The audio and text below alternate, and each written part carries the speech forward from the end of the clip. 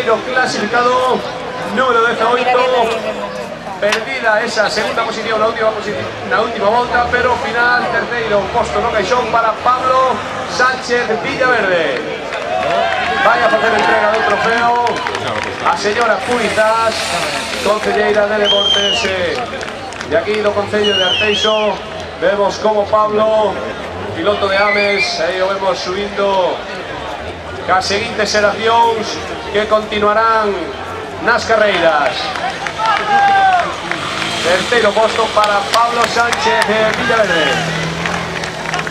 Segundo clasificado, número 28, Sergio Bello Alonso.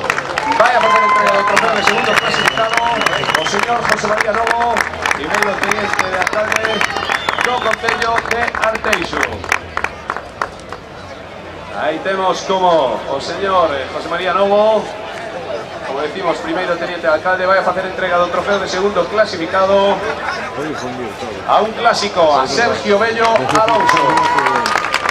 En primeira posición para o número 21, Iván Ares Roel.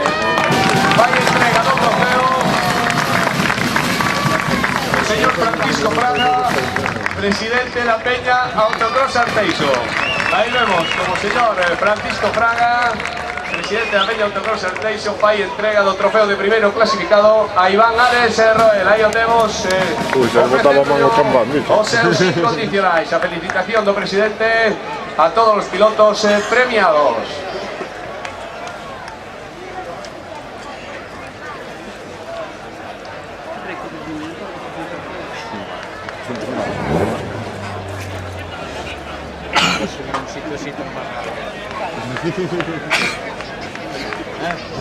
Miren los carros.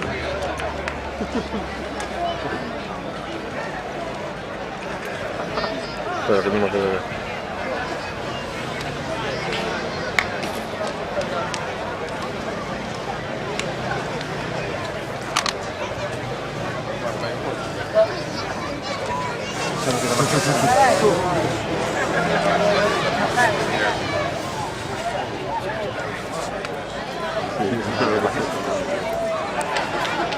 Vamos a